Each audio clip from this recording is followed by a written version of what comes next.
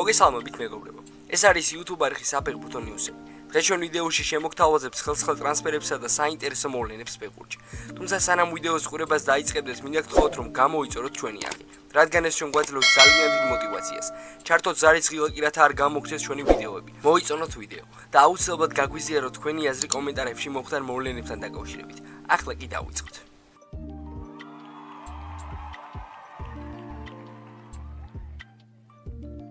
საქართველოს ნაკრებმა ოქტომბრის მატჩებისთვის მზადების ფარგლებში მეორე ვარჯიში ჩაატარა. 9 ოქტომბერს ვილი სანიოლის გუნდმა ესპანეთში სრული შემადგენლობით ივარჯიშა. ესპანეთში მიმდინარე შეკრებისა და მოახლოებულ მატჩებზე ორივე გუნდის მოთამაშეები და მწვრთნელებმა ისაუბრეს. ძალიან რთული თამაშები გველის, განსაკუთრებით ესპანეთის წინააღმდეგ, რომელიც ამჟამად მსოფლიოს საუკეთესო გუნდია.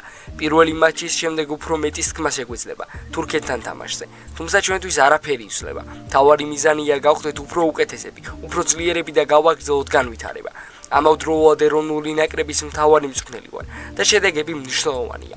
ასე რომ მოახლოებულ მატჩებში შევეცდებით ქულების აღებას და ჩვენი შანსების მაქსიმალურად გამოყენებას.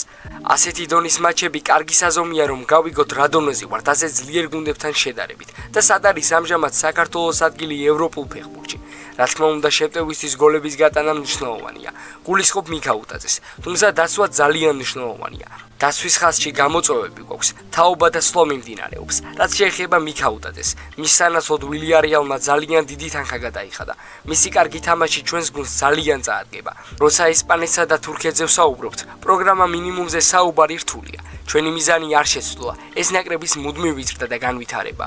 ჩვენ ტალანტებს მუდმივად ვაგვირდებით. მათ შორის ალიცაც, თუმცა ამ ეტაპზე ნაკრების კანდიდატად არ განვიხილავთ. გიორგი გაგუა ივნისში მივიწვიე ნაკრებში, მაგრამ საკმარისად მზად არ იყო, ჩემი მოლოდინებისგან შორს იყო.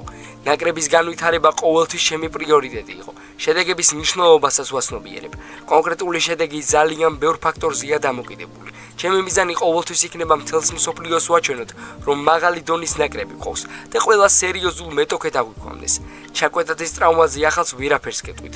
მას 7 თვე არ უთამაშია. ჩვენი მედი გვაქვს, რომ შემდეგ წელს მარტის თამაშებისთვის შეძლებს ჩვენ დახმარებას. ჩაკვეტაძე მისის თუ როგორ გვაგლია, ის მენტალურად ძლიერი დაგვიბრუნდება შემდეგ წელს.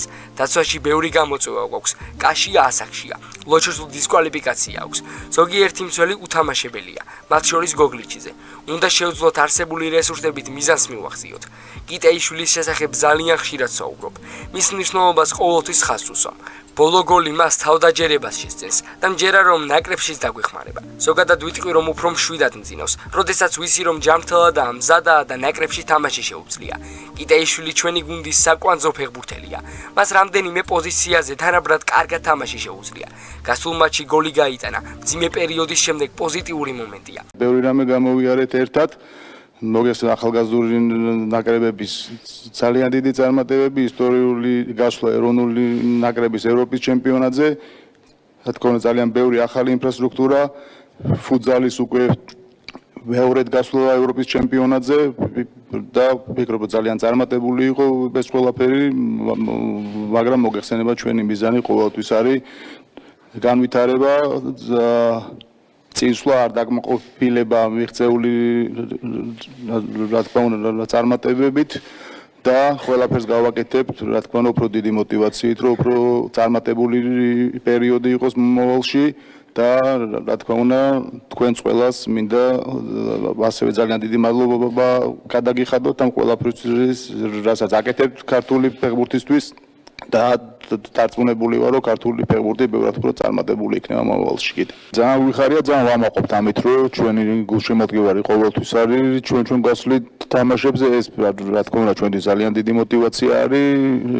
ძალიან მადლობები ვართ ამ მხარდაჭერისთვის, როგორც ვიცი ყველა ბილეთი უკვე გაყიდული არის ესპანეთშიც და თურქეთშიც ორივეგან რა თქმა უნდა ბევრი ქართველი გულშემატკივარი იქნება და რა თქმა უნდა კიდევ ერთხელ ხაზს გავუსვრო რომ ძალიან დიდი мотивация არის ჩვენთვის და ძალიან ვაფასებთ ამ ყველაფერს. რა თქმა უნდა, ხშირად საუბრობთ ჯაგვისთან, რა თქმა უნდა, ძალიან მნიშვნელოვანი ფეხბურთელია, ასევე ძალიან მნიშვნელოვანია, რომ ფეხბურთელს რა თქმა უნდა ჩვენ ყველა რთული პერიოდი გამოვლილი, მაგრამ ვიცი მისი პროფესიონალიზმი, მისი დამოკიდებულება საქმის მიმართ და რა თქმა უნდა დარწმუნებული ვარ, რომ ისე ძლიერად დაბრუნდება და რა თქმა უნდა ძალიან კარგად იცის, რომ სულ ხარდაჭერა ჩვენი მას. დელა ფუენტე. მე ძალიან სურს რომ სანაკრებო პაუზებისას ნაკრები ყველაზე მნიშვნელოვანი იყოს. ეს არის საქმე, სადაც ჩვენ და თქვენ უნდა გავზარდოთ ცნობიერება, მაგრამ ყველაზე მნიშვნელოვანი საქართველოსთან და ბულგარეთთან მაჩებია. აუცილებელია რომ ნაკრებისადმი ეს შეგრძნება მუდმივად გქონდეს. დღევანდელი შეკრება ძალიან დიდ როლს ითამაშებს ჯგუფის სიტუაციაში. საქართველოს ძალიან ნიჭიერი და სახიფათო გუნდია, რომლისგანაც დაზღვეული არასდროს ხარ. მათ ნებისმიერ მომენტში შეუძლიათ პრობლემები შეგვიქმნან. იმავეს თქმა შეიძლება ბულგარეთზეც. ისინი ღირსეული მეტოქეები არიან. სამწუხაროდ დღეს ჩვენი დანაკლისი ძალიან დიდია, მაგრამ ვიმედოვნებ პაუზის შემდგომ ეს გასასამართლებელი საბაბი არ გახდება. ჩვენ ესპანეთი ვართ, რაც იმას ნიშნავს, რომ თითოეული მოთამაშე იმსახურებს ამ მაისურის წარების უფლებას. შესაბამისად, მე ჩემს ამჟამინდელ ფეხბურთელებშიც დარწმუნებული ვარ. პირველ რიგში საქართველოსთან გასამართმარზე ვფიქრობ. მეორე შეხვედრაზე ფიქრს ამის შემდგომ დავიწყებ. დიახ, ჩვენ ოპტიმალური შემადგენლობა არ ყავს, რადგან დიდი ტრამვიანობაა, თუმცა ეჭვის არ მეპარება, რომ ჩვენ ორივე შეხვედრაში ბოლომდე ვიბრძოლებთ და გავიმარჯვებთ. თავარი ფავორიტები არიან და ალბათ საუკეთესო ერთ-ერთი საუკეთესო გუნდია მსოფლიოში თუ საუკეთესო არა ესპანეთის ნაკრები, ასე რომ რთული თამაშობდებით, გვაქვს გამოცდილება ესპანეთის ნაკრებთან თამაშის და როგორც ახში ისე გასვლაზე, ასე რომ ვიცით უკვე რომ რთული თამაში იქნება. ბევრი შრომა მოუწევს თითოეულ ფეხბურთელს, ჩემი აზრით და უნდა გქონდეს ჩვენი საუკეთესო თამაში, რომ მიზანს მივაღწიოთ. რთული თამაშები გავიარე და ალბათ ერთ-ერთი ჩემი ოცნებები იყო ის, რომ ეთამაშა პრემიერ ლიგაში, ჩემპიონთა ლიგაზე და მნიშვნელოვანი თვე იყო მართლაც, მაგრამ კიდევ უფრო რთული თამაშები წინ ველოდება, როგორც ნაკრებში, ისე კლუბშიც და მზად ვარ ამისთვის. რთული თამაშები გველოდება, ეხლა იმიტომ რომ ორივე თამაში გასვლითი არის. ჩემს მომზადებას არ შეეხება სამწუხაროდ გუნდში ვერ ვითამაში თამაშები, წითელი ბარათის გამო, მაგრამ ფიზიკურად თავს კარგად ვცნობ. რა თქმა უნდა, ყოველთვის ინდივიდუალურად და ყოველთვის პასუხისმგებლობით ვეკიდები ხოლმე ვარჯიშებს, მით უმეტეს როცა საანგრევო პაუზა ვიცი რომ არის ახლო მომავალში. დიდი ხანია ესეთ ხანგრძლივი შეკრება არ მქონია, ანუ რამოდენიმე წელი გვაქვს პირველ თამაშამდე და ესა თქმა უნდა ძალიან გამოგვადგება რომ ის თამაში დავგეგმოთ, რაც გსურს ამ ორ შეხვედრაში. შეკრება რა ვიცი, ნაყოფიერად მიმდინარეობს, ვემზადებით და დარწმუნებული ვარ რომ ბიჭები ყველა 100%-ით დავიხარჯებით მოედანზე, რომ საქართველოს ნაკრებს წარმატება მოუტანთ. ორი რთული თამაშია, ჯერ კონცენტრაციას ვახდენთ ესპანეთის თამაშზე. თურქეთის თამაში ფიქს დავიწყებთ უკვე ესპანეთის თამაშის შემდეგ. ვიცით ესპანეთი რომ ძალიან რთული ნაკრებია, მაგრამ ფეხბურთია და ჩვენ მზად ვართ 100% კონცენტრირებულები გავალთ სტადიონზე და შევეცდებით მაქსიმალურად კარგი შედეგი დავდოთ. ნაკრების შეკრების წინ მომიწია 1:90 წუთი და მზად ვარ იმისთვის რომ 100%-ით დავეხმარო გუნდს.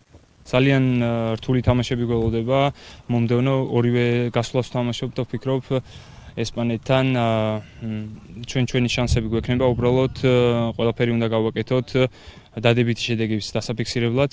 რა თქმა უნდა, ყველა ქულას ძალიან დიდი მნიშვნელობა აქვს. რაც შეეხება ჩემს განვლილ თვეს ამ ნაკრებებს შორის, ყველაფერს ვაკეთებდი იმისთვის, რომ კარგ კონდიციებში ყოფილიყავი და ვფიქრობ, მზად ვარ იმისთვის, რომ ნაკრებს დავეხმარო და ვნახავთ როგორი შედეგი გვექნება მომავალ თამაშებში. მსოფლიოს ჩემპიონატის შესარჩევ ციკლში ესპანეთმა გასვლაზე ბულგარეთს მოუგო. შემდეგ კი თურქეთის ნაკრები გასვლაზე გაანადგურა. ორი ტურის შემდეგ ესპანეთი 6 ქულით ლიდერია. საქართველოსა და თურქეთის აქტივში 3-3 ქულა. ბულგარეთი 0 ქულით აუთსაიდერია. ესპანეთს გოლი არ გაუშვია, ბულგარეთს არ გაუტანია. მესამე ტურში ესპანეთი ელჩეში საქართველოს მიიღებს. აქვე შეგახსენებთ, რომ ესპანეთს როდრი ჰუსეინი, ლამინი ამალი, ნიკო უილიამსი და ფაბიან რუისი ვერ დაეხმარებიან. ჯაროსნებისა და ფურია როხას დაპირისპირება 11 საათზე დაიწყება. ზუსტად 3 დღეში კი ჩვენი გუნდი იზმირში თურქეთის ნაკრებს შეხვდება. მეგობრებო, დღეისათვის სულ ეს იყო. თუ ვიდეოს ამ ნაწილამდე მოხვედი, აუცილებლად მოიწონო ვიდეო და გამოიწერეთ ჩვენი არხი. ასევე არ დაგავიწყეთ, გამოიწერეთ ჩვენი Instagram-ი და TikTok გვერდები. ჩვენ კი შევხვდებით მომავალ ვიდეოში.